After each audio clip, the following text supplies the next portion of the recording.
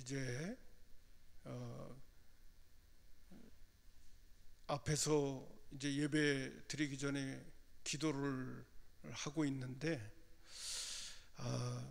이제 벌써 4년이 돼가지고 저희 아버님이 12월 15일 날 2015년 12월 15일 날 소천하시게 됩니다. 그때 이제 저와 제 아내에게 마지막 해주신 말씀이 있어요. 좀 알아보시는 것 같다가 또 못 알아보시고 그러시다가 하루인가 이틀 전날 저와 제 아내를 잠깐 알아보시더라고요. 아는 척을 하시면서 해주셨던 말씀이 있습니다. 그 말씀이 뭐냐면 하나님은 살아계시다 하시는 말씀입니다. 하나님은 살아계시다. 두 번째 하시는 말씀이 가뭇가뭇한 말씀인데 하나님은 사랑이시다. 저는 그렇게 저희 아버님의 마지막 그 두 마디의 말씀을 들었습니다. 하나님은 살아계시다는 것과 하나님은 사랑이시다라는 그 두 단어에 대한 내용은 저한테는 아주 어떤 내용보다도 아주 적절한 그러한 메시지였습니다. 하나님은 살아계시다. 그리고 하나님은 사랑이시다는 걸 꼭 잊지 말아라 하는 그 말입니다. 목사가 되어져 있는데, 그리고 믿음의 식구들을 오늘도 말씀으로 가르치고 있는 입장에 있는 목사에게 왜 하나님은 살아계시다는 말씀을 하셨을까? 그리고 또 하나는 왜 하나님은 사랑이시다라는 말씀을 하셨을까?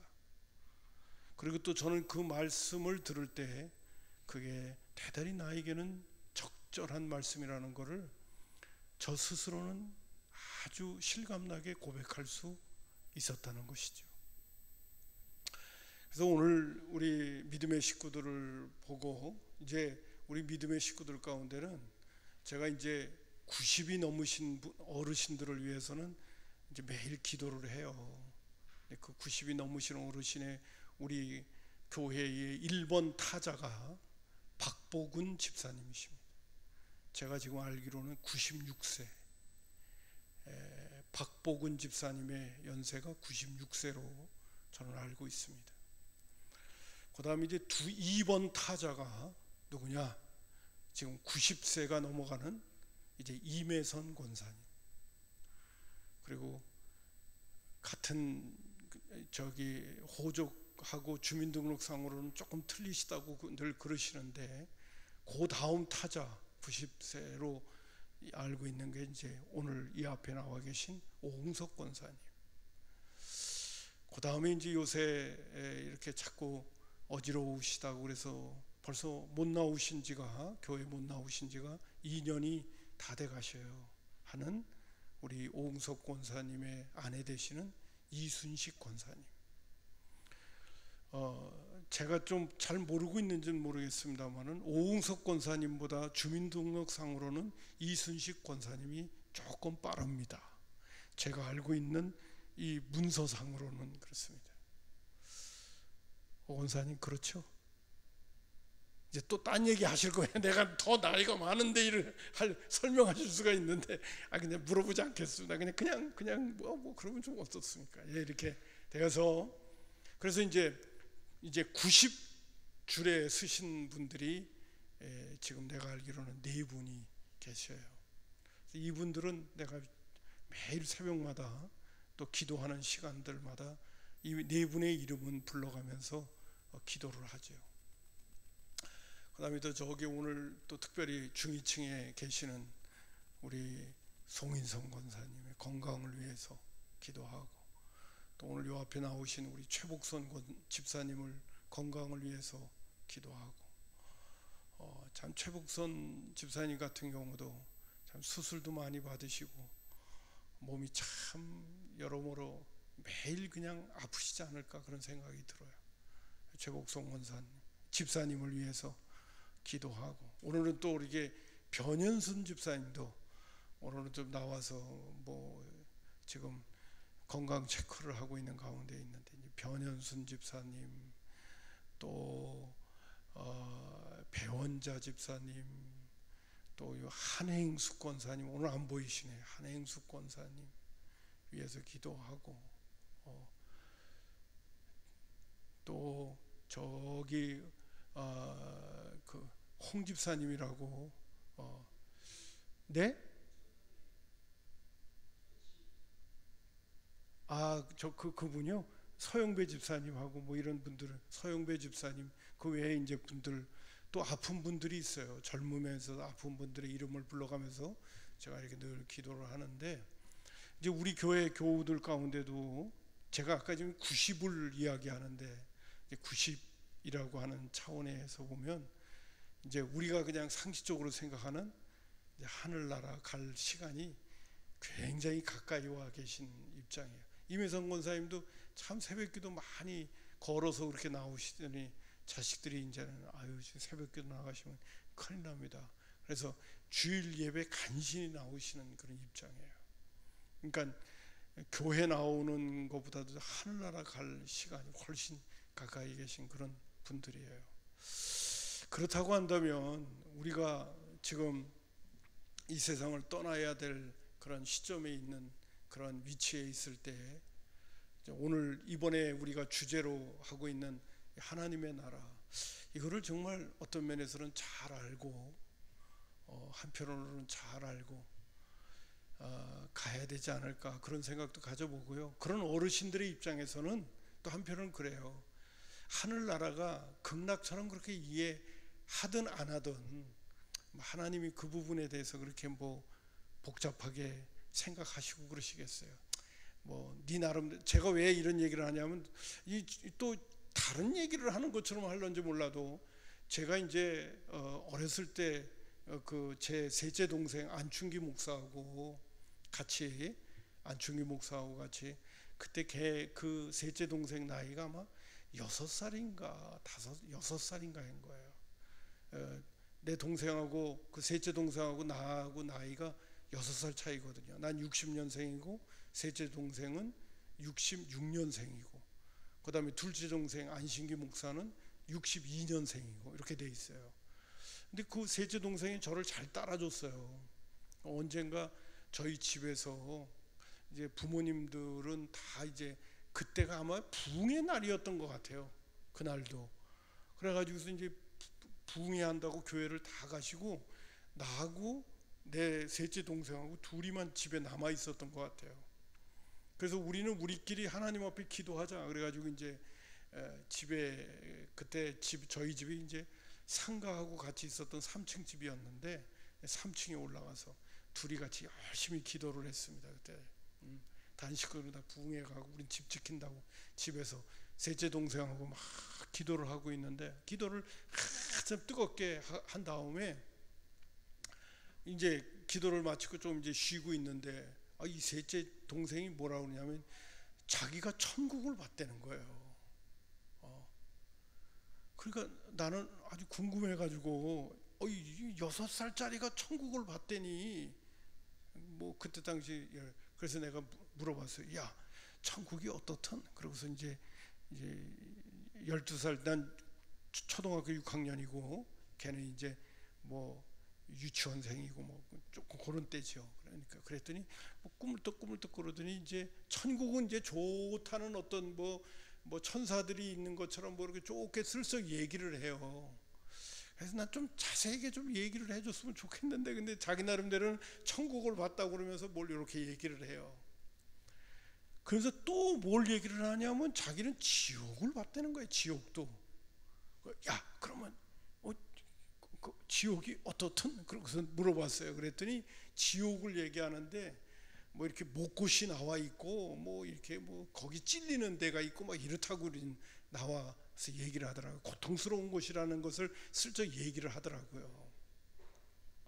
그래서 이제 그때 당시에는 천국은 이렇게 나름대로 뭐 좋다는 거 하고 지옥은 아주 고통스러운 곳이다 이렇게 얘기를 슬쩍 들은 다음에 세월이 좀 지나서 제가 또 신학교 들어가서 있으면서 그때 당시에 내 그 셋째 동생이 천국을 봤다 지옥을 봤다 하는 이야기들을 이렇게 더듬어 보니까 하나님은 그 6살짜리에 맞게끔 천국과 지옥을 보여준 거예요.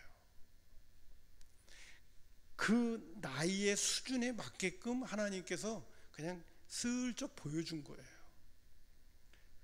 다른 거, 지금 죄송한 표현입니다. 오늘 제가 성경에 있는 말씀으로 어제 오 목사님하고 같이 하는 하나님 나라는 뭐 우리 찬양도 한 거죠. 하나님 나라는 이미 시작된 나라, 주님이 오시는 날, 영원히 완성되는 나라, 성경이 말하고 있는 그러한 개념에서의 천국은 우리 그 셋째 동생에게 아무리 설명해도 그 셋째 동생은 알 수가 없을 거예요.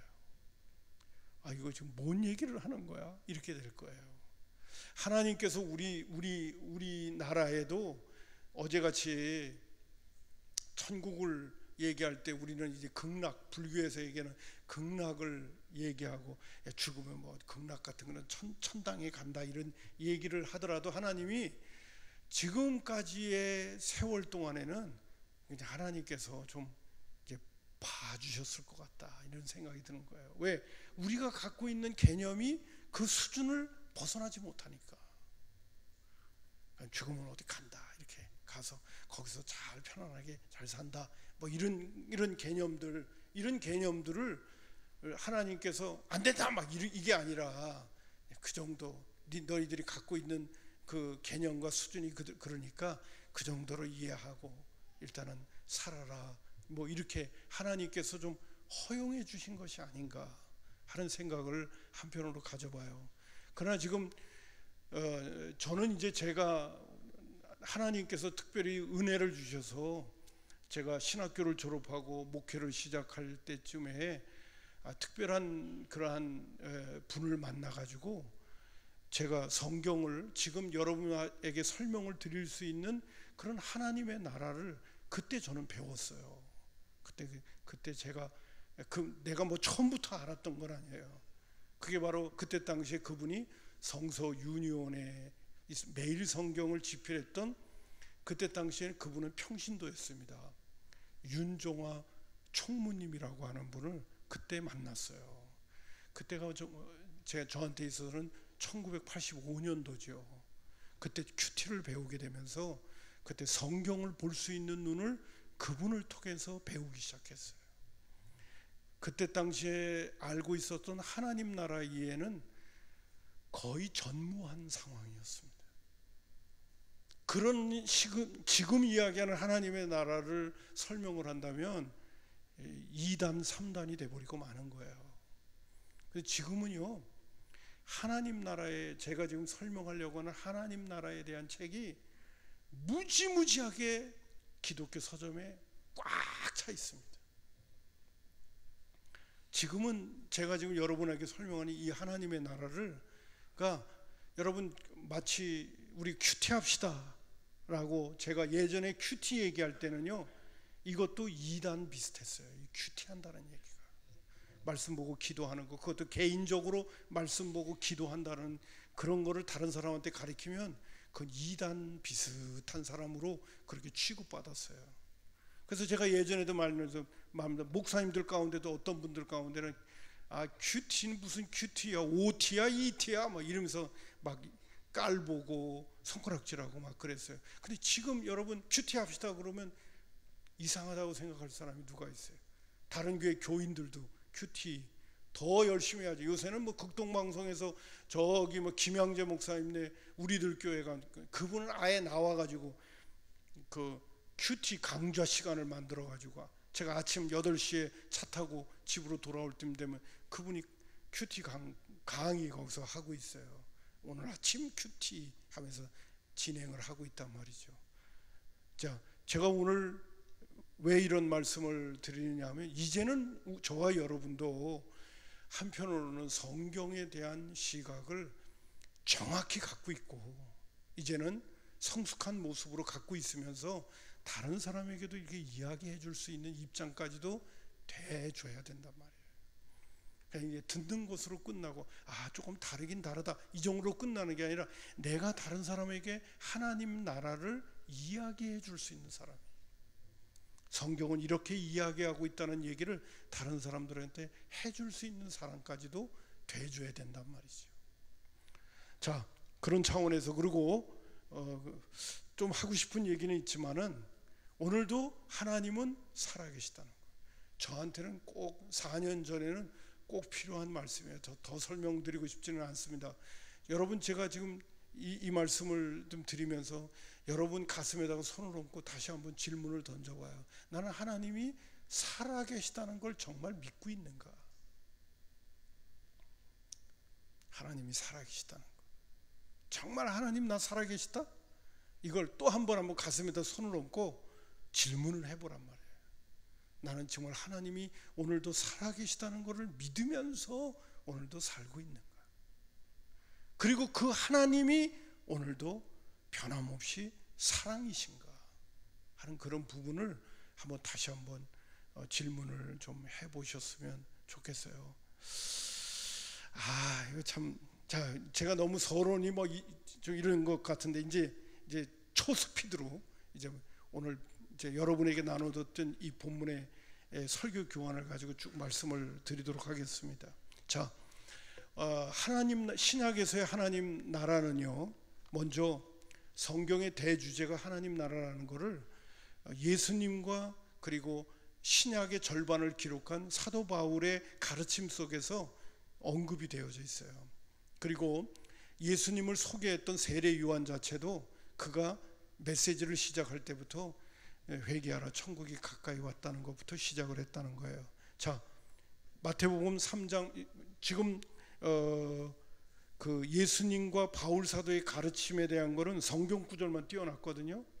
그러니까 신약에서 전해주는 하나님 나라라고 하는 이 주제는 예수님도 무진장 언급했고 바울 사도도 엄청 언급했다는 것을 먼저 여러분에게 말씀을 드리려고 하는 부분이에요. 그러니까 제가 이제 좀 프레젠테이션 띄워주는 거는 집중도가 좀 떨어져요, 내용이. 그러나 다 기록하려고 그러다가 여기 프린트물에다 기록하려다가 그건 뺐어요. 2년 전에도 제가 이거를 한번 언급을 했기 때문에 제가 성경 구절만 쭉 한번 읽어 드릴 테니까 앞에 있는 그 성경 구절을 쭉 보면서 이렇게 많이 그 주제가 하나님 나라였구나 하는 거를 여러분 좀 보실 수 있었으면 좋겠고요. 그리고 전에 하나님 나라 이야기할 때는 천국과 하나님 나라라고 하는 이 두 단어가 다르냐 같으냐 그랬는데 같은 단어죠, 그죠? 이거 더 설명 지금 드리면 이상한 사람이에요. 우리 교회 교인들이 마태복음은 거의 다 하나님 나라를 천국이라는 단어를 썼고 마가, 누가, 요한복음은 거의 하나님 나라라는 단어를 썼어요. 근데 왜 마태복음은 하나님 나라라는 단어를 안 쓰고 천국이라는 단어를 썼는가? 또 설명드려야 돼요? 설명드릴 필요가 없잖아요.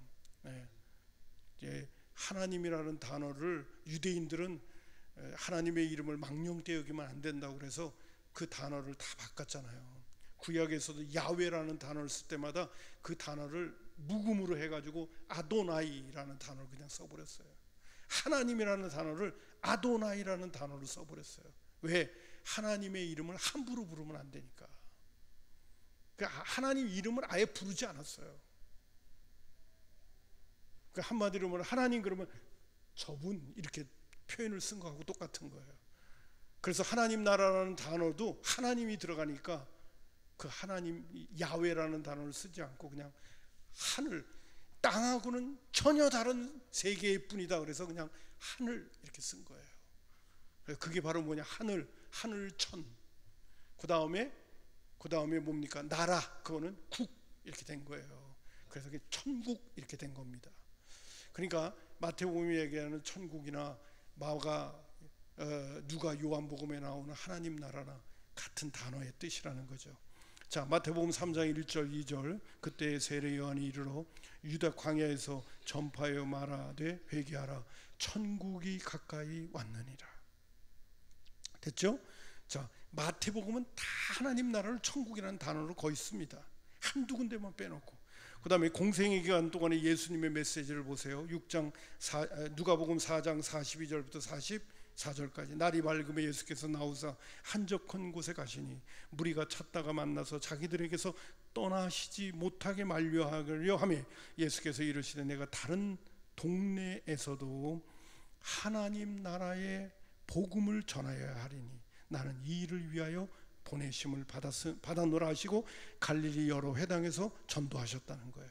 누가복음 8장 1절에 그 후 예수께서 각 성과 마을에 두루 다니시며 하나님 나라를 선포하시며 그 복음을 전하실 때 12제자가 함께 했다고 하는 거예요. 누가복음 9장 11절에 무리가 알고 따라왔거늘 예수께서 그들을 영접하사 하나님 나라의 일을 이야기하시며 병을 고치는 자들은 고치시더라 이렇게 나옵니다.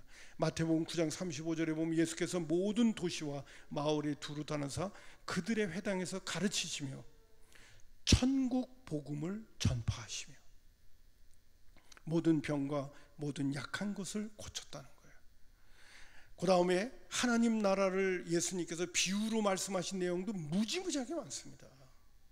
마태복음 13장 18절 19절 마태복음에 나오는 7가지 그 비유도 다 천국 비유예요. 하나님 나라 비유예요. 그런즉 씨 뿌리는 비유부터 시작해서 씨 뿌리는 비유를 들으나 아무나 천국 말씀을 듣고 깨닫지 못할 때는 악한 자가 와서 그 마음에 뿌려진 것을 빼앗나니 이는 곧 길가에 뿌려진 자요. 마태복음 13장의 비유가 겨자씨 비유, 누룩 비유, 가라지 비유, 밭에 감추인 비유, 좋은 진주를 구하는 비유, 그물 비유, 다 하나님 나라의 원리를 이야기하는 거예요. 천국은 마치 이와 같다. 어제도 그저께도 말씀드린 것처럼 밭에 감추인 보화와 같으니 말씀하잖아요. 천국은 뭐냐? 밭에 감추인 보화다. 최고의 가치라는 거예요. 사람들이 모르는 최고의 가치라는 거죠. 소장론이 가서 그 밭을 모든 소유를 팔아 그 밭을 샀느니라. 천국은 어떤 곳이냐? 제가 좋아하는 것 가운데 아주 중요한 게 그거예요. 밭에 감추인 보화예요. 밭에 감추인 보화. 세상 사람은 이 천국을 몰라요. 이게 얼마나 아주 숨겨진 보물인지 몰라요. 예수 믿는 사람은 이 숨겨진 보물을 정말 발견하고 그것을 즐기고 그것을 누릴 줄 알아야 돼요. 할렐루야. 예. 밭에 감추인 보화. 마태복음 22장 1절과 2절도 또 인용합니다. 예수께서 다시 비유로 대답하여 이르시되 천국은 마치 자기 아들을 위하여 혼인잔치를 베푼 어떤 임금과 같다. 천국을 자기 아들을 위하여 혼인잔치를 베푼 어떤 임금의 이야기. 하나님 나라의 원리가 그렇게 가고 있다는 것을 얘기해요. 그 다음에 마태복음 25장 1절에 보면 그때 천국은 마치 등을 들고 신랑을 맞으러 나간 열 처녀와 같다. 열 처녀 비유. 5 처녀는 기름을 준비하고 5 처녀는 기름을 준비하지 않은 이야기. 그게 하나님 나라와 같다. 하나님 나라의 그 역사는 어떻게 전개되어져 가는가, 그것을 이야기하는 거예요. 여러분, 이 얘기를 하면서도 또 드리고 싶은 말씀 뭐냐면, 이런 이야기는 죽어서 가는 어느 장소에서 이루어지는 게 아니에요. 다 어디서 이루어지는 거예요? 다 어디서 이루어지는 거예요? 예? 왕의 아들의 혼인잔치 비유, 어디서 이루어지는 일이에요? 손님을 초대했는데 뭐 무슨 쭉 나오는 얘기, 다 이 땅에서 이루어지는 이야기예요. 7가지 비유 가운데도요, 밭에 감추인 보화의 비유도 이 땅에서 이루어지는 얘기지, 또 가라지 비유 같은 것들도 알곡을 심었는데 거기에 가라지도 마귀가 와서 덧뿌렸다. 천사가 뭐라고 하냐면, 아이고 덧뿌린 가라지 확 뽑아버릴까요? 야, 그 가라지 뽑다가 알곡까지 다친다. 추수할 때까지 기다리자. 그리고 막판에 가서 끝장내자. 이렇게 나오는 얘기가 가라지 비유거든요. 근데 그 사건이 어디서 일어나는 거예요? 천국은 마치 이와 같다 그러면서 얘기해요. 어디서 일어나요? 이 땅에서 일어나고 있는 이야기들을 하는 거예요. 그래서 그것을 적용을 하면 교회 안에, 죄송한 표현입니다, 교회 안에도 알곡이 있는가 하면 가라지가 있다고요. 이 알곡을, 이 하나님께서 이 교회 안에 있는 알곡이 있는데 이 가라지가 있다고 그러면 이 가라지는 쉑 뽑으려다 이 알곡 다치면 안 되기 때문에 가라지를 가만히 내버려 두는 거예요. 옆에 있는 분을 쳐다보세요. 당신은 알곡이시죠? 그러겠습니다. 시작. 조금 미안한 것 같은 느낌들이 드는 모양이에요. 부담스러운 느낌이 드는 모양이에요. 근데 분명히 교회 안에는 가라지가 있습니다. 그래서 교회를 힘들게 만들어요. 가라지들이 있어요. 자, 근데 그 이야기가 바로 뭐냐? 그게 하나님 나라라는 거예요. 하나님 나라의 원리가 오늘도 진행되고 있다는 거예요. 그 다음에요, 마태복음 20장, 제가 오늘 여기 인용하지 않았는데 마태복음 20장에 나오는 포도원 품꾼 비유 기억하실란가 모르겠어요. 포도원 품꾼 비유 역시도 바로 뭐냐면, 아침 일찍 왔던 어떤 어떤 품꾼이 있고 9시, 12시, 3시, 5시까지 오는 품꾼들을 그 주인이 다 불러들이면서 그들에게 한 데나리온씩 줄 적에, 아침 일찍 왔던 사람이 이거 저녁 5시에 와서 1시간밖에 일하지 않은 사람을 어떻게 우리와 똑같이 한 데나리온씩을 주냐고 막 투덜거리고 그럴 때, 그런 이야기. 근데 그게 바로 천국의 원리라는 거예요. 여러분, 이거는 죽어서 우리가 생각하는 천당에 가가지고 있을 이야기들이 아니에요. 그게 다 어디서, 지금 그 포도원 품꾼 비유에 대한 이야기도 어디서 있을 일이냐면 이 땅에서 있을 이야기들이, 이 땅에서 진행되고 있는 하나님 나라 때문에 주어지는 여러 가지 사건들이에요. 자, 이 정도로만 여러분 생각을 하고요. 제가 조금 옆길로 가긴 했지만은 예수님이 이미 가르친 가운데는 그 주제가 배후에 숨겨져 있을 때마다 무엇이 항상 이렇게 드러나게 되냐면 천국, 하나님의 나라라는 부분들이 계속 백성들에게 이렇게 전해지게 되는 거예요. 자, 그 다음에 부활 후 40일 동안 예수님께서 신령한 몸으로 40일 동안 승천하시기 전에 있었을 적에도 중요한 얘기가 사도행전 1장 3절부터는 거기다가 그것도 안 적어놨네. 자, 보세요. 그것도 읽겠습니다. 그가 고난받으신 후에 또 그들에게 확실한 많은 증거로 친히 살아계심을 나타내서 40일 동안 그들에게 보이시며 주제가 딱 나와요. 하나님 나라의 일을 말씀하셨다는 거예요. 여러분 꼭 잊지 마십시오. 이제 예수님은 제자들하고 무리들하고 육신적인 입장에서는 딱 이제 부활하신 다음에 40일밖에 시간이 안 남았는데, 그 40일 동안에 했던 이야기의 대주제가 뭐였냐? 그게 바로 하나님 나라의 일이었다는 거예요. 그러니까 오늘 예수 믿는 그리스도인들이 하나님 나라의 일에 대해서는 잘 알고 있어야 돼요.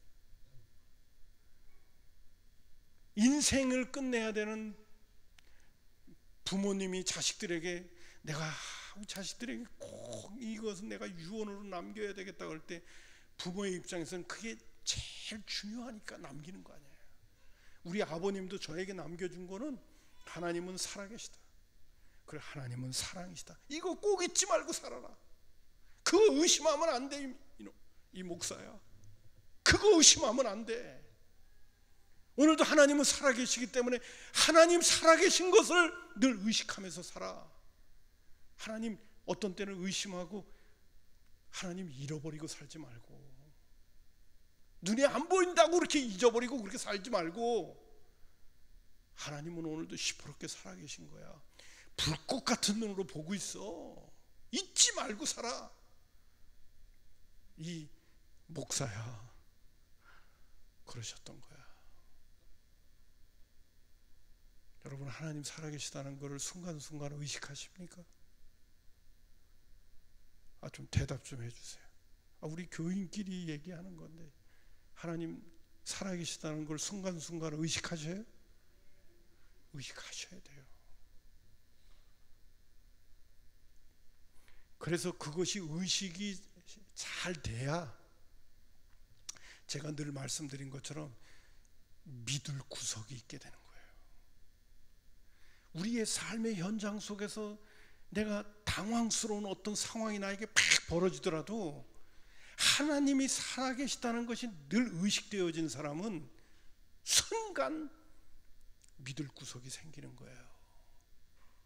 제가 지지난주에도 말씀드렸죠. 어떤 분이 하나님 앞에 걱정, 근심, 걱정, 어려움이 막 큰일 났어. 하나님 앞에 기도하고 하나님께 맡겨. 열심히 기도하고 맡겨. 그분의 고백이 그거예요. 실컷 기도하고 실컷 하나님 앞에 자기 사정 다 안 해놓고 기도 딱 마치고 나오는 순간 그는 고백하는 거예요. 목사님, 안 맡겨져요. 왜 그렇게 안 맡겨질까요? 그 사람한테는요, 기도는 열심히 해요. 근데 그 사람한테는 하나님이 없는 거예요. 그 사람은 뭐부터 해결해야 되냐면 하나님이 살아계시다는 것부터 해결해야 돼요. 근데 오늘날 뭐 기도도 하고 뭐 말씀도 듣고 찬양도 하고 뭐 교회 생활도 하고 뭐 직분도 받아서 생활하는데 죄송합니다. 믿음은 실제적으로는 없는 거예요. 그런 사람이 수두룩해요. 수두룩해. 그러니까 세상 나가서 엉뚱한 짓을 하지. 하나님이 늘 보고 계시다는데 어떻게 그런 생각을 할 수 있어요? 하나님이 보고 계시다는데 어떻게 그런 말을 믿지 않는 사람하고 그렇게 쉽게 할 수 있단 말이에요. 안 되거든요.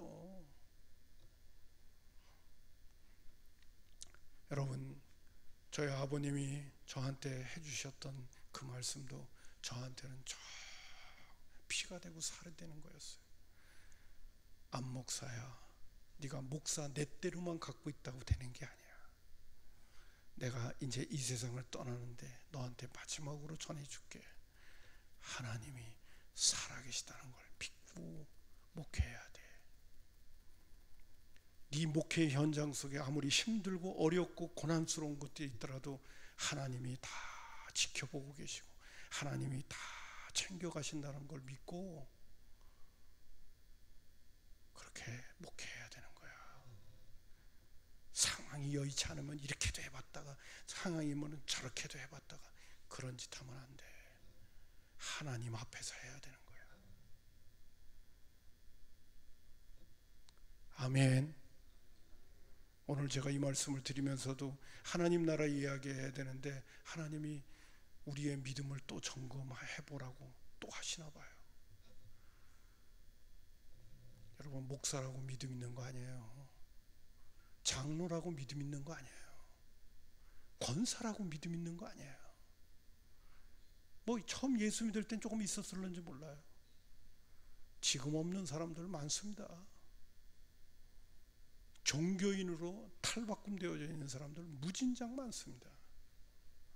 자, 그 다음에 그래도 오늘 이 내용 아주 중요한 내용은 반드시 할 거예요.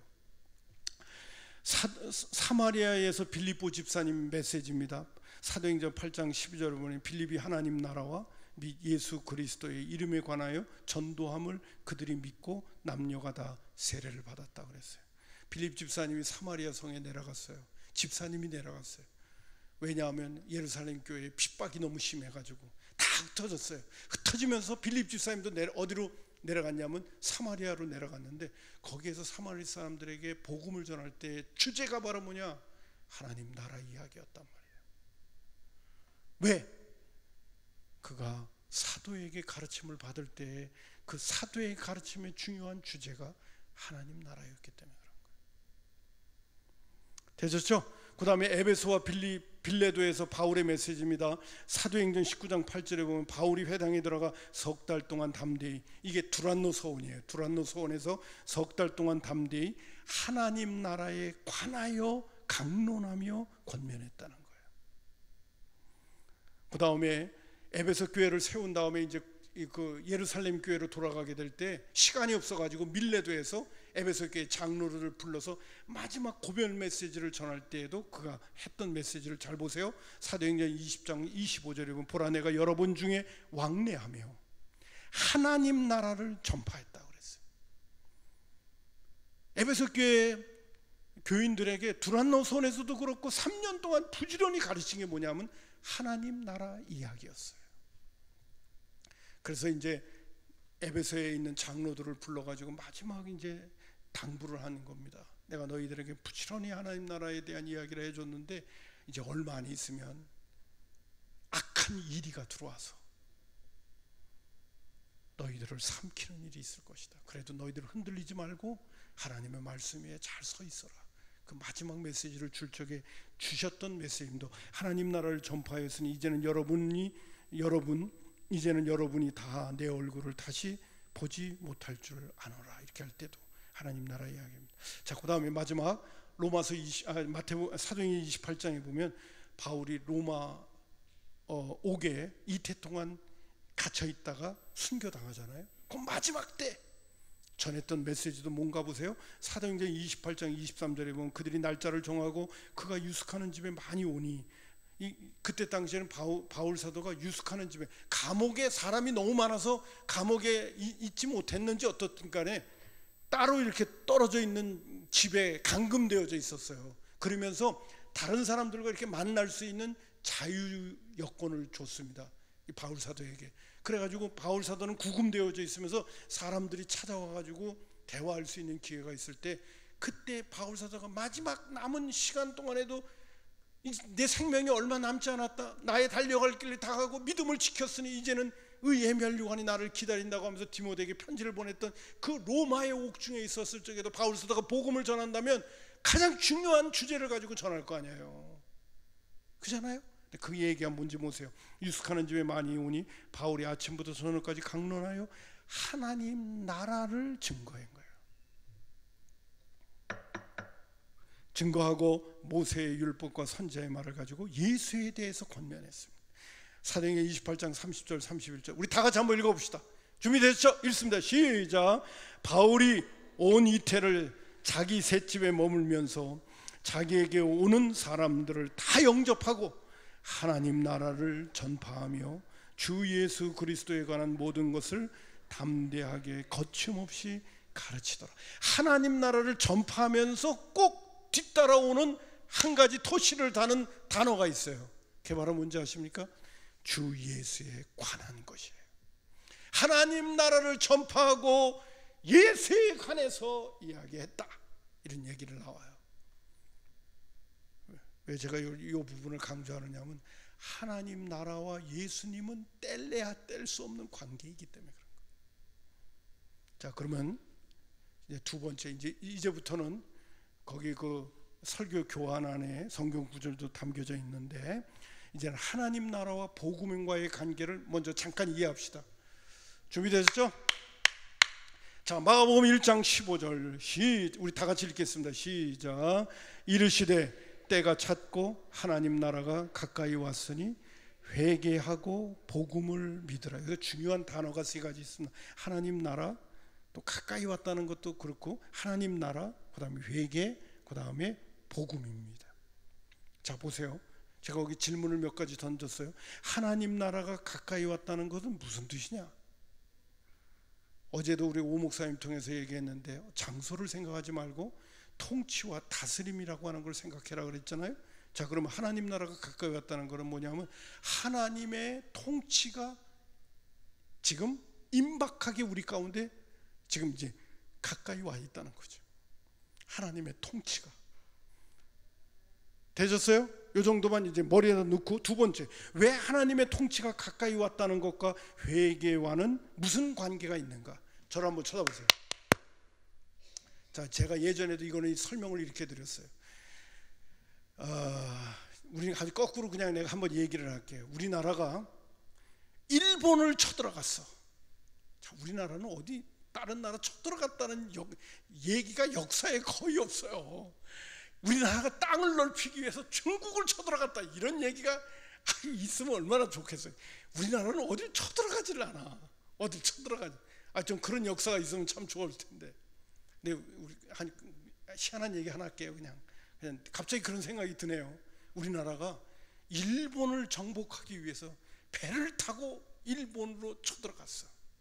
우리는 힘이 있고 모든 장비가 다 돼갖고 일본을 완전히 전쟁을 해갖고 초토화시켰어. 그러고 났다면, 그래서 우리가 일본을 완전히 일본 땅을 다 정복했어. 그러면 이제 일본 사람들은 누구의 통치를 받아야 돼요? 우리가 일본을 다 함락했다면 누구의 통치를 받아야 됩니까? 대한민국의 통치를 받아야 돼요. 예수님께서 하나님 나라가 가까이 왔다, 회개한다. 이 회개라고 하는 건 뭐냐면 이제는 왕이 이 땅에 왔으니까, 이제는 네가 통치를 받고 있었던 어떤 대상을 이제는 버리고 내가 왔으니까, 그리고 내가 너를 이제는 함락시켰으니까 너는 이제는 내 말을 들어야 돼. 그 말이 뭐냐면 마음을 이제는 너가 고쳐 먹어야 돼. 마음을 고쳐 먹어야 돼. 이 말의 뜻은 다른 뭐냐면, 너는 옛날에 어떤 주인의 통치를 받고 있었는데 내가 와서 너를 지배하는 입장이 되어버렸으니까 이제는 내 통치 받아야 돼. 미리 말씀드립니다. 예수님은 이 땅의 진정한 메시아 왕으로 이 땅에 군림하시는 거예요. 그렇기 때문에 예전에 네가 누구의 통치를 받았는지 몰라도 영적으로 표현한다면 한마디로 그게요. 마귀의 통치를, 이 땅의 공중 권세 잡은 자의 지배 아래 있었고, 그 지배, 공중 권세 잡은 자들의 지배 아래 있는데 그 공중 권세 잡은 자가 조종하고 있었던 것이 바로 뭐냐면, 바로 그걸 뭐라고 표현해요? 내 예수 믿기 이전에 내 자. 그래서 제가 늘 표현하는 것처럼 내 마음대로, 내 뜻대로, 내 생각대로, 내 좋을 대로, 내 편할 대로, 내가 원하는 대로, 내 마음이 요구하는 대로 따라가는 것, 그것을 이제는 내려놓고 예수님이 이 땅의 왕으로 군림하셨으니까 그분의 통치를 받는 자로 마음을 고쳐먹으라는 거예요. 주인이 바뀌었다는 거예요. 이제 하나님 나라가, 우리 하나님 나라가 가까이 있다. 하나님의 통치가 이 땅에 왔으니까, 너가 예전에는 하나님의 통치를 안 받고 살았다면 이제는 하나님의 통치를 받는 자로 너의 마음을 고쳐 먹어야 돼. 그래서 여러분, 회개라는 단어는 태양을 등지고 가던 사람이 태양을 향하여 간다는 것이, 그게 회개라고 했던 거 아니에요.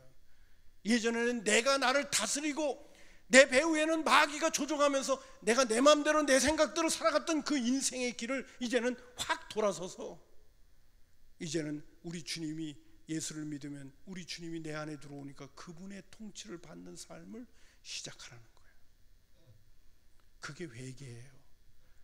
내가 죄 지었던 거 마음 아파하고 슬퍼하고 후회하고 그 정도로 끝나는 게 아니라, 이제는 삶의 태도를, 누구의 지배를 받을 것인가로 네 마음의 의지와 생각을 이제 완전히 바꿔치기 하라는 거예요. 바꿔치기.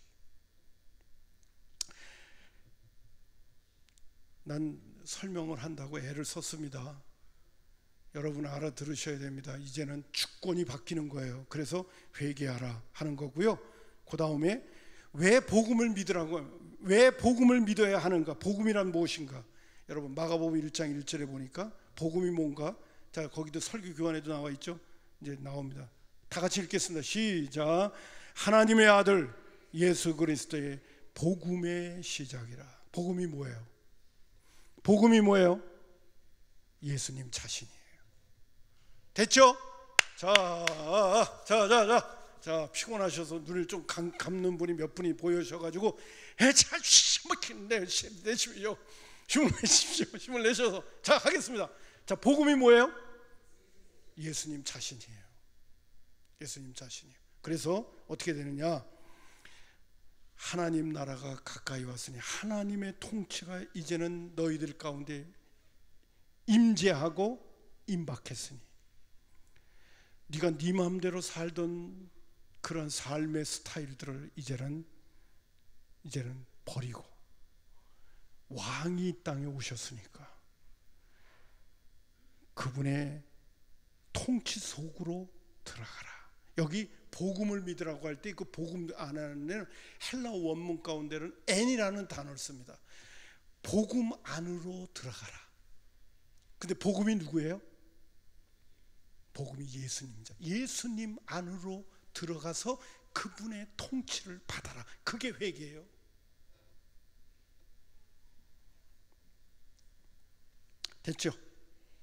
됐죠? 여러분, 회개한다는 거는 이제는 내 마음대로 살 권리를 포기하고 내가 옛날에 내 생각, 내 뜻, 내 마음대로 내가 원하는 대로 사는 것 포기하고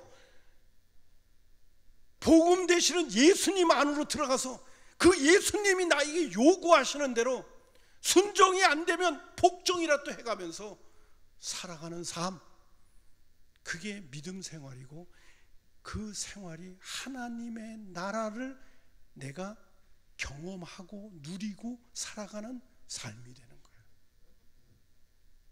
아멘. 자, 보세요. 자, 그러면 이제 하나님 나라를 이제 또 얘기하겠습니다. 하나님 나라와 예수와의 관계를 이제 이 중요한 포인트입니다. 아까 복음이 예수라고 그랬고 그 다음에 하나님 나라와 예수와의 관계를 지금 시작하겠습니다. 이거는 여러분 성경 구절을 찾아보셔야 돼요. 이거 그냥 제가 여기다 다 기록하려고 그러다가 아니야, 이건 성경 구를 한번 찾아주기를 아주 소망을 합니다. 자, 누가복음 보겠습니다. 누가복음 9장 찾아가세요. 성경책을 보세요. 제가 성경책을 풀겠습니다. 누가복음 9장 보셨죠? 몇 절이에요? 9장. 누가복음 9장 18절부터 보겠습니다. 보셨습니다. 9장 18절부터 제가 천천히 읽어가면서 풀겠습니다. 다 찾으셨죠? 106면입니다. 106면. 신약 106쪽. 제가 갖고 있는 건 신약 106쪽 보셨죠? 자, 이제부터 읽어갑니다. 18절 9장 18절. 예수께서 따로 기도하실 때 제자들이 주와 함께 있더니 물어 이르시되 무리가 나를 누구라고 하느냐? 대답하여 이르시되 세례 요한이라 하고 더러는 엘리야라 더러는 옛 선지자 중에 한 사람이 살아났다 하나이다. 예수께서 이제 너희들은 나를 누구라 하느냐? 베드로가 대답하시되 하나님의 그리스도시니이다. 여기 그리스도라는 얘기는 구약에서 그렇게 매일 얘기했던 구약의 말로는 메시아라는 거예요. 이 메시아라는 것은 다니엘서에 있는 말씀으로는 인자라는 뜻이고 하나님이 새로운 세상을 새로운 나라를 만들기 위해서 왕을 얘기하는 거예요. 왕 통치자를 얘기하는 거예요. 근데 제자들이 고백을 하잖아요. 베드로가 대답하여 이르되 하나님의 그리스도시니이다. 하나님의 아들이시고 우리의 진정한 구약에서부터 예언되어진 메시아 왕이십니다. 그렇게 얘기합니다. 21절에 경고하사 이 말을 아무에게도 이르지 말라 명하시고 이르시되 인자가 많은 고난을 받고 장로들과 제사장과 서기관들에게 버림받아 죽음을 당하고 제3일에 살아나리라 하리라 하시고. 여러분, 저를 한번 이제 쳐다보세요.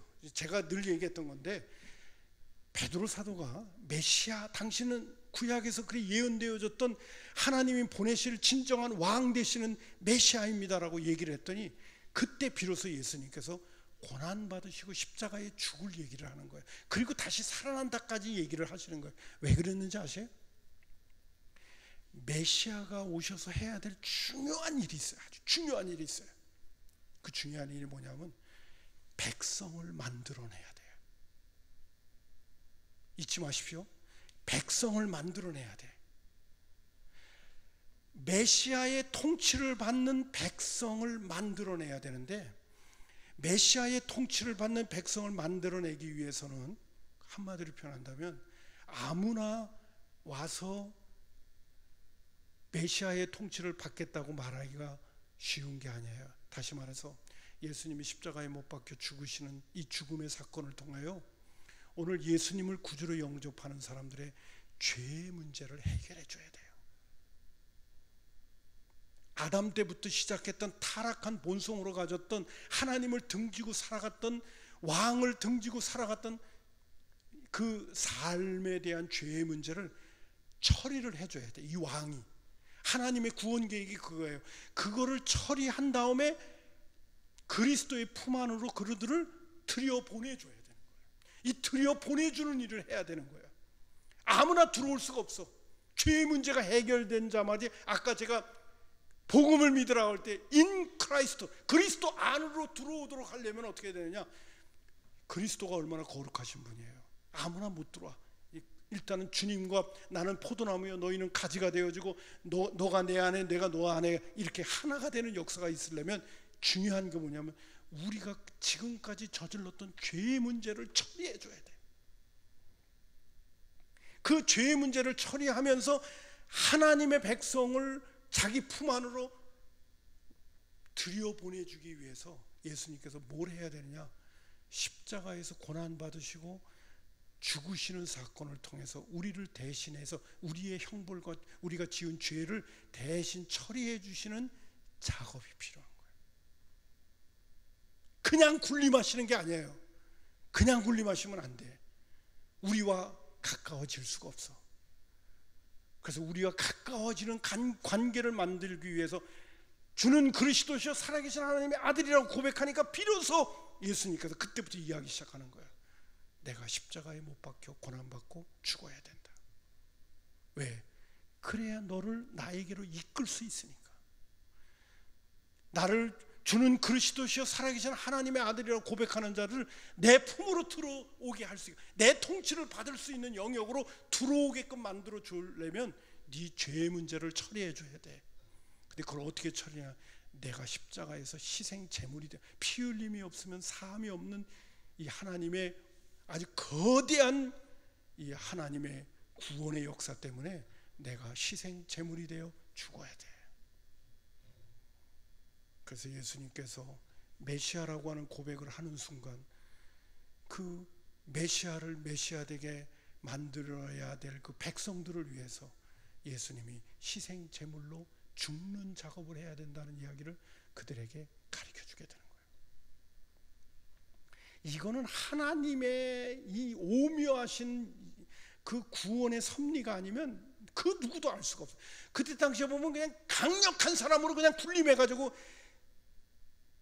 니네들 말 안 들으면 큰일 나 이렇게 하는 게 아니라 하나님께서 당신의 백성들을 죄의 문제를 다 처리해서 그리고 그들을 거룩하신 하나님 품으로 끌어모으는 작업을 위해서 예수님께서 일단은 희생의 제물이 되어지는 과정을 자신이 통과해야 된다는 거예요.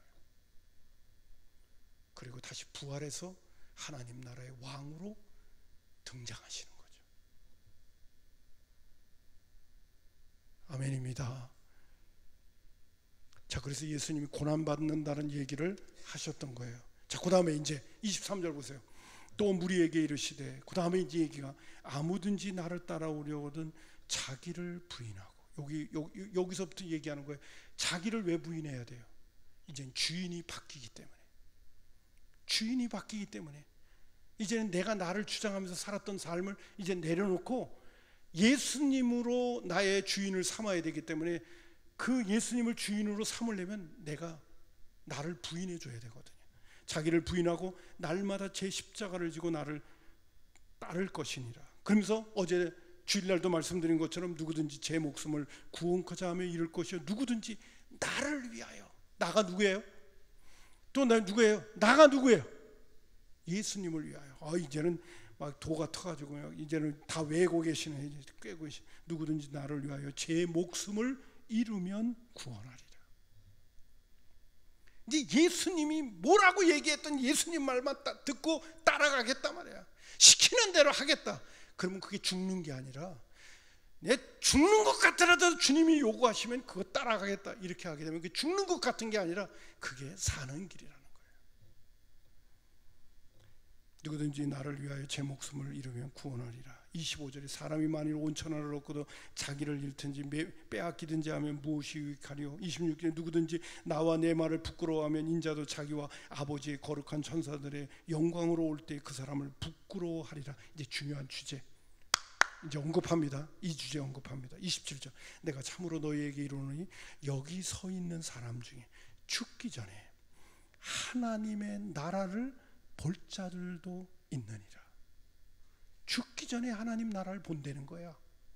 그리고 28절에 잘 보세요. 이거 지금 중요한 얘기하는 겁니다. 이 말씀을 하신 후 하나님 나라 보여준다는 그 이야기를 지금 푸는 거예요. 8일쯤 되어 예수께서 베드로와 요한과 야고보를 데리고 기도하시러 산에 올라가서 기도하실 때 용모가 변화되고 그 옷이 휘어져 광채가 나더라. 문득 두 사람이 예수와 함께 말하니 이는 모세와 엘리야라. 영광 중에 나타나서 장차 예수께서 예루살렘에서 별세하실 것을 말할세. 여러분 이 사건이 바로 뭐예요? 예수님의 변화산상의 변모의 사건이죠. 하나님의 나라를 볼 자들도 있다고 해놓고 영광스러운 예수님을 보여주는 거예요. 긴 설명은 드리지 않을게요.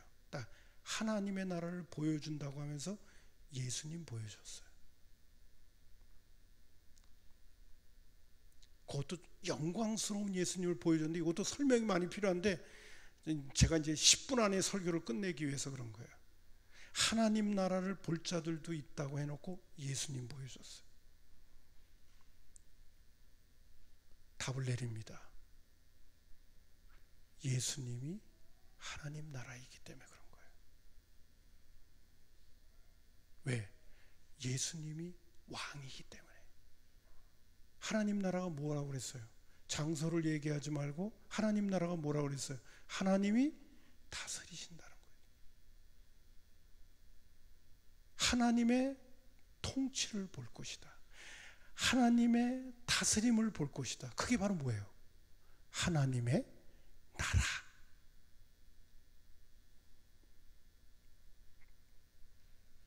그러니까 하나님의 나라는 뭐냐? 하나님의 나라는 역시 예수님 자신인 거예요. 여러분 이게 풀려야 됩니다.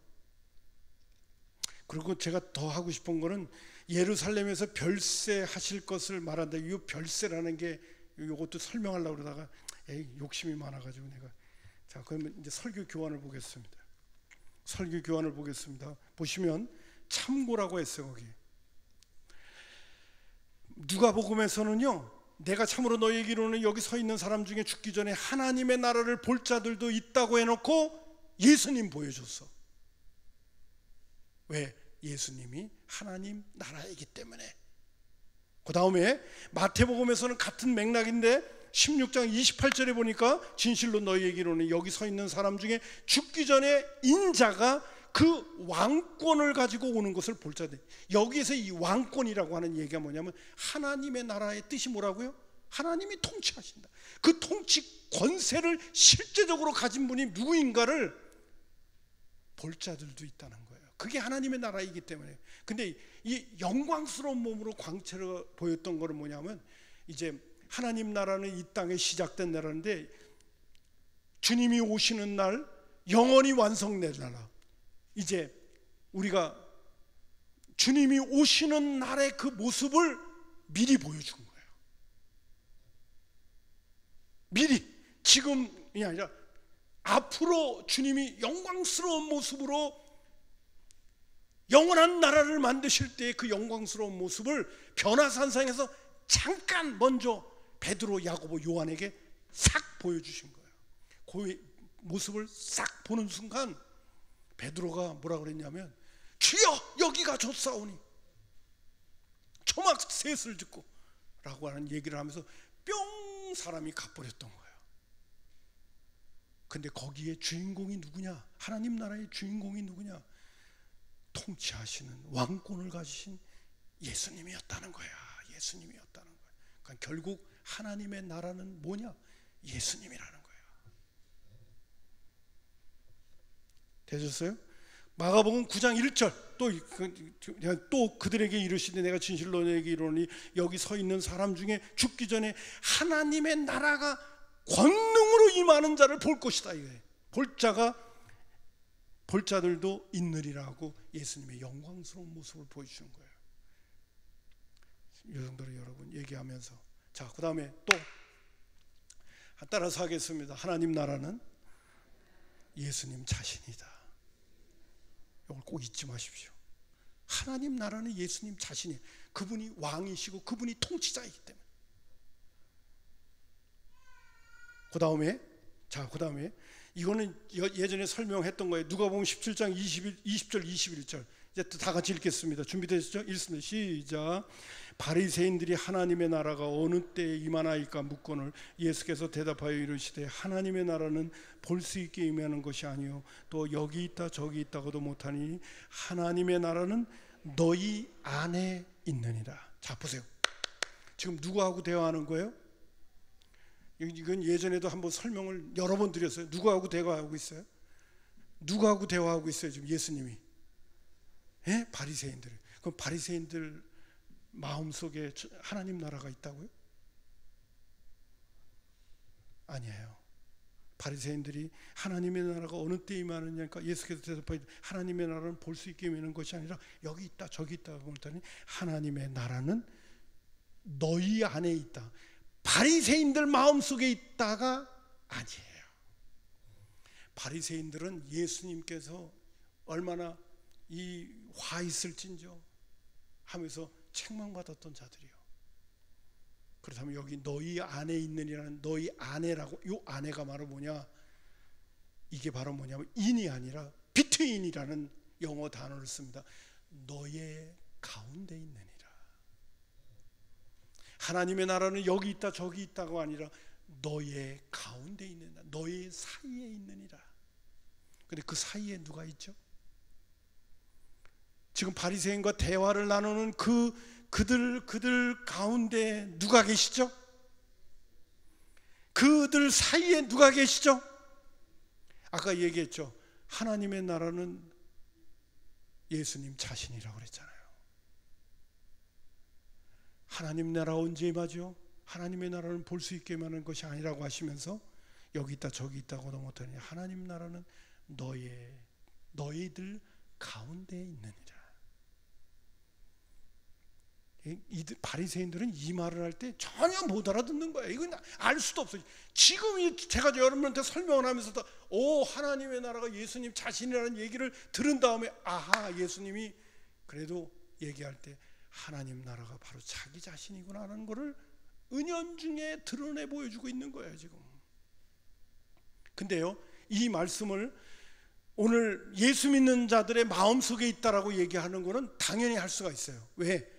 지금 이 성경 말씀으로 하면서 그냥 너희들 마음속에 있다 하면서 바리새인 네 마음속에 있다 이렇게가 아니라 오늘 예수님을 구주로 영접하면 미리 결론을 내는데 예수님이 우리 안에 들어와 계시는 거예요. 그렇기 때문에 예수 믿는 그리스도인들의 마음이 뭐가 되는 거예요? 천국이 되는 거예요. 누구를 모셨기 때문에? 주님을 모셨기 때문에. 마태복음, 그렇기 때문에 제가 지난주에도 말씀드린 것처럼 저와 여러분은 우리의 마음속에 천국을 소유하고 사는 사람들이에요. 누가 와 계시기 때문에? 예수님이 와 계시기 때문에. 오늘 제가 이 결론을 지금 맺으려고 하는 거예요. 자, 마태복음 12장 28절도 보겠습니다. 그러나 내가 하나님의 성령을 힘입어 귀신을 쫓아내는 것이면, 내가 하나님의 성령을 힘입어 귀신을 쫓아내는 것이면 하나님의 나라가 이미 너희에게 임하였느니라. 예수님은 뭐 하실 수 있느냐? 귀신도 쫓아내실 수 있는 일인데 그 일을 지금 왕 되시는 주님이 실행하고 있다고 한다면 하나님의 통치가 지금 너희들 가운데 이미 임하고 있는 거야. 내가 다스리고 있으니까. 그렇게 예수님께서 말씀하시게 된 것입니다. 옆에 있는 분, 지금 옆에 있는 놈하고 또 얘기하겠습니다. 당신 안에 천국이 있습니다. 시작. 당신 안에 천국이 있습니다. 예, 우리 안에 천국이 있는 거예요. 누구 때문에? 예수님 때문에. 예수 믿으면 예수님이 우리 안에 와 계시다고 그랬잖아요. 자, 그래서 주일날 했던 성경 구절을 하면서 또 중요한 메시지 마무리를 짓겠습니다. 참고 보면 데살로니가전서 5장 10절에 뭐 예수께서 우리를 위하여 죽으사 우리로 하여금 깨어있든지 자든지 자기와 함께 살게 하려 하셨다. 갈라디아서 2장 20절 우리 다 같이 한번 읽습니다. 시작. 내가 그리스도와 함께 십자가에 못 박혔나니 그런즉 이제는 내가 사는 것이 아니요 오직 내 안에 그리스도께서 사시는 것이라. 이제 내가 육체 가운데 사는 것은 나를 사랑하사 나를 위하여 자기 자신을 버리신 하나님의 아들을 믿는 믿음 안에서 사는 것. 내가 그리스도와 함께 십자가에 못 박혀 죽었나 이제는 내가 사는 것이 아니라 내 안에 그리스도께서 사는. 이 말은 다른 말로 내 안에 천국이 왔다 이 말이에요. 내 안에 천국이 왔다. 하나님의 나라가 왔다. 내 안에 내가 이제 예수님의 통치를 받는 존재가 됐다.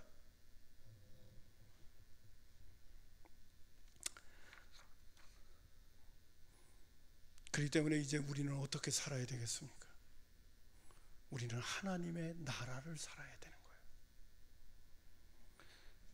우리의 신분에 대한 얘기 성경 구절 몇 구절 더 얘기. 에베소 2장 4절부터 6절 뜯어서 보시기 바랍니다. 자, 읽습니다. 국률이 풍성하사 하나님이 우리를 사랑하신 그 큰 사랑을 인하여 허물로 죽은 우리를 그리스도와 함께 살리셨고 너희는 은혜로 구원을 받은 것이라. 또 함께 일으키사 그리스도 예수 안에서 함께 어디에 앉혔다?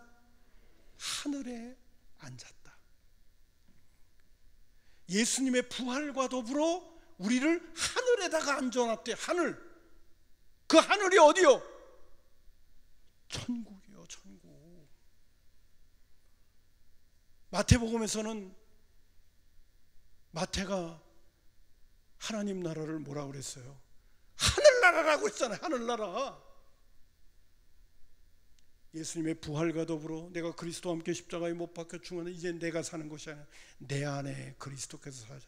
우리 모두는 이제는 육신은 땅을 딛고 사는 것처럼 보일지 몰라도 우리의 영적인 세계는 나는 천국에 있는 거예요.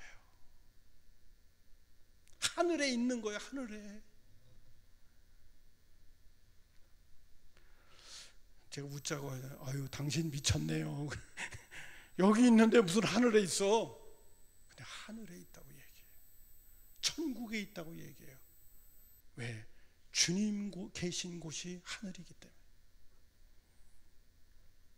빌립보서 3장 20절에서 바울 서도가 이런 표현도 썼습니다. 그러나 우리의 시민권은 하늘에 있는지라.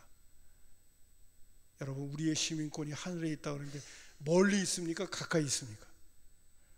우리의 시민권은 하늘에 있는지라. 멀리 있어요? 가까이 있어요? 지금까지 설교를 들었다면, 내용을 들었다면 우리의 시민권은 멀리 있지 않아요. 저 위로 올라가 있는 게 아니에요. 우리의 시민권은 바로 여기 있는 거예요.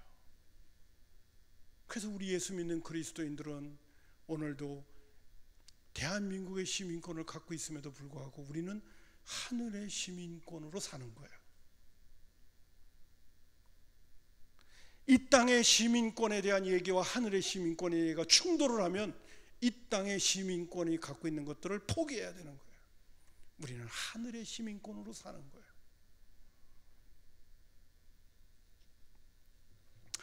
아멘입니다. 시민은 하늘에 있는 자라 거기로부터 구원하는 자 곧 주 예수 그리스도를 기다린다. 골로새서 3장 1절부터 4절 우리 한번 또 다 같이 읽겠습니다. 준비되셨죠? 자, 이제 끝납니다. 준비되면 시작. 그러므로 너희가 그리스도와 함께 다시 살리심을 받았으면 위의 것을 찾으라. 거기는 그리스도께서 하나님 우편에 앉아 계시느니라. 위의 것을 생각하고 땅의 것을 생각하지 마라. 이는 너희가 죽었고 너희의 생명이 그리스도와 함께 하나님 안에 감추어졌음이니라. 우리 생명이신 그리스도께서 나타나실 그때에 너희도 그와 함께 영광 중에 나타나리라. 조금만 제가 부연 설명을 할게요. 그러므로 너희가 그리스도와 함께 다시 살리심을 받았으면, 예수님의 부활과 더불어 우리도 부활했다는 거죠. 아까 에베소서에 있는 말씀 가운데 보면 함께 일으키사 그리스도 예수 안에서 함께 하늘에 앉혔다는 것처럼 그리스도와 함께 다시 살리심을 받았으면 위의 것을 찾으라. 여러분, 위가 멀리 있습니까? 여기 있습니까? 위가 멀리 있습니까? 여기 있습니까? 다시 한번 물을게요. 위가 멀리 있습니까? 여기 있습니까? 여기 있어요. 여기요. 위의 것, 하늘의 것을 찾으라는데 그 하늘이 어디 있어요? 우리 안에 있죠.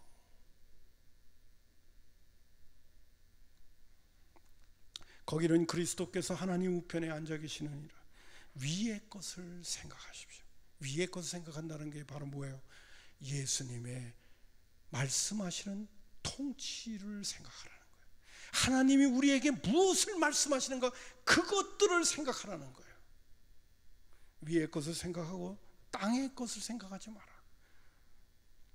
이는 너희가 죽었고 너희의 생명이 그리스도와 함께 하나님 안에 감추어져 있다.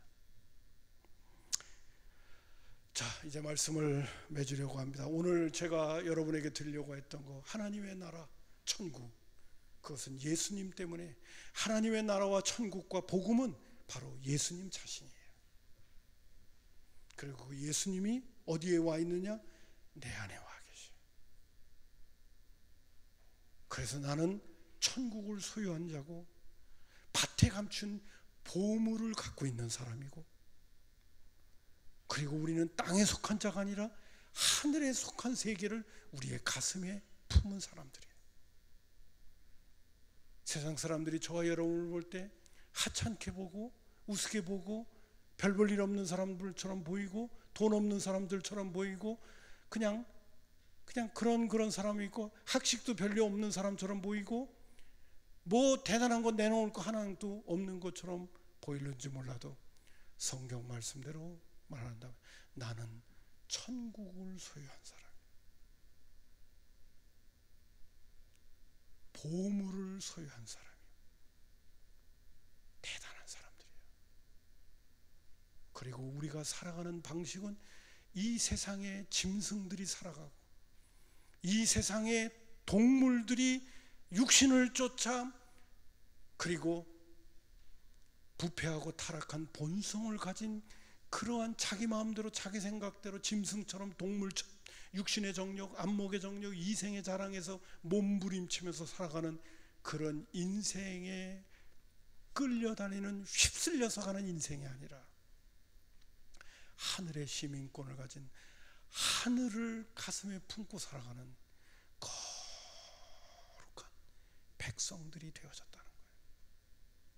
여러분, 오늘도 지금 사회에서 얘기하는, 아무리 자기 나름대로 의를 얘기하고 거룩을 얘기하고 정직을 얘기하더라도요, 인간은 부패하고 타락했기 때문에 눈속임만 하는 거지 절대로 자기를 드러내 보여주면 인간은 정직할 수 없고, 인간은 의로울 수 없고, 인간은 정의로울 수 없고, 인간은 공평할 수가 없어요. 누구만이 그 일을 해낼 수가 있느냐? 하늘을 소유한 사람들만이 해나갈 수 있는 거예요. 그래서 교회만이 대안인 거예요. 하늘을 소유한 사람들만이 이 세상을 이끌어갈 수가 있는 거예요. 부족하고 연약한 것처럼 보여도 빛과 소금이라고 예수님이 말씀하셨던 이유가 뭐냐면, 예수를 믿음으로 인하여 예수님이 우리 안에 오셔서 우리로 하여금 하늘을 주셨기 때문에 그런 거예요. 위의 것을 주신 사람들이기 때문에 그런 거예요. 그러므로 여러분, 오늘 이 밤에는 신약에서의 하나님 나라 가운데는 우리가 예수 믿고 그냥 표현이 대단한 사람이 되어졌다는 그냥 표현을 쓰는데, 이거는 세상 사람들이 이해할 수도 없고 알 수도 없는 새로운 세상의 신분을 가진 사람으로 하나님께서 우리를 지금 부르셔서 세워주셨다는 거예요. 그리고 우리가 오늘도 주님의 인도를 받으면서 자기 이름을 위하여 의의 길로 인도하시는 그 길을 성실하게 위의 것을 쫓으면서 힘들고 어렵지만 좁은 문이고 좁은 길이지만 따라가게 되어지면 주님께서 우리의 삶을 인도해 가시면서 하나님의 나라는 먹고 마시는 것이 아니라 성령 안에서 의와 평강과 기쁨이 무엇인가를 우리 안에서 누리면서 살아갈 수 있도록 우리를 인도해 가시는 거예요. 그래서 범사에 감사하라. 쉬지 말고 기도하라. 그리고 항상 기뻐하라고 하는 말씀을 그래서 주시게 된 거예요. 아무쪼록 여러분 오늘 집으로 돌아갈 때는요, 가슴에 천국을 잘 품고 집에 가서도 주무시지 말고 천국만 생각하다가 잠꼬대라도 하시면서 그렇게 사셔야 되는 게 저와 여러분이에요. 아무쪼록 그런 은혜의 사람으로 살아가기를 주님의 이름으로 축복합니다.